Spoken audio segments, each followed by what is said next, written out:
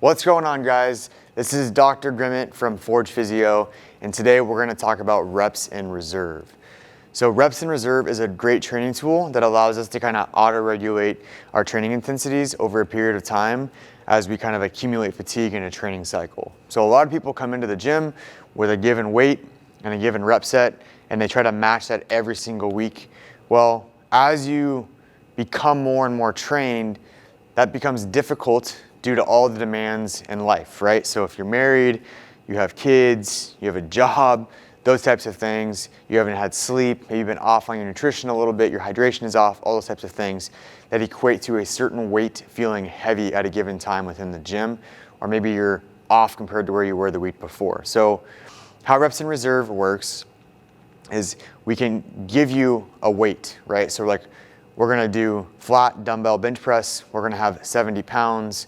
The rep goal is 10 to 16 reps, and we wanna have 2 reps in reserve. So that means that like, if I were to be able to do 18 reps and I could do 4 more reps with that 70 pounds, that's not 2 reps in reserve, that gets above the rep range. The weight's not chose correctly. So what I'm gonna do is I'm gonna throw an overlay in the video here that you can kind of look at this as we talk. So rate of perceived exertion, or RPE, kind of has that correlation with reps in reserve. So if I gave someone an RPE 10 on an exercise, typically what you're gonna see reps in reserve be is 0. If I gave someone an RPE 9, the reps in reserve is gonna be 1. If I gave someone an RPE 8, the reps in reserve is gonna be 2, and so on. So there's this inverse relationship. As you back away on the RPE, the reps in reserve go up because you're not training to maximum intent or failure. So it's really important that you understand this principle as you go through periodization, because we're trying to mitigate stress and accumulate stress in this cycle so we can have this phasic approach to where we're not accumulating too much stress, and we're trying to honestly train for minimum effective dose, which is a different training effect that we're not going to dive into a ton here, but essentially it allows us to train smarter, not harder, because I know it seems like a weird statement, but you actually don't have to annihilate muscles to make them grow.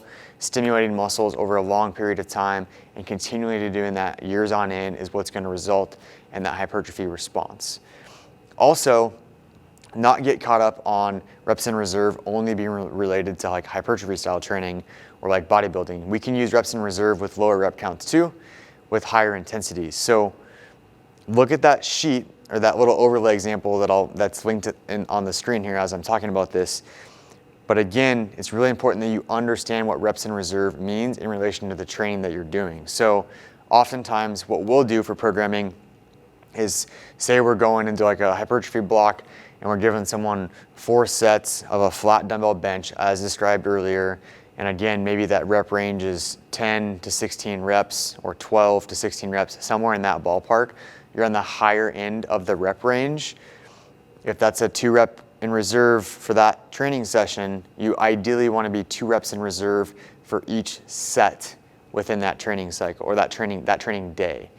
Oftentimes, if you're doing it correctly and you're following your rest protocols correctly, you're not going to be doing the same weight for the same number of reps every single set. Oftentimes what we'll see is if someone's training 2 reps in reserve, oftentimes for just a typical volume protocol, we'll give them around 3 minutes of recovery in between sets. So maybe that first set, if the weight is prescribed accurately, we'll push them toward the higher end of that rep range at 16.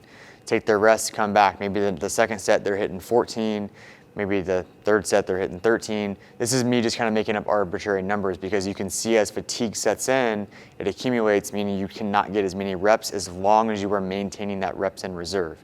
And again, the important piece to understand is the reps in reserve allows us to train hard, but not constantly be training to failure, because you don't need to annihilate the muscle to make it grow. You need to stimulate the muscle to make it grow and continually to do that over repeated bouts for a long time period.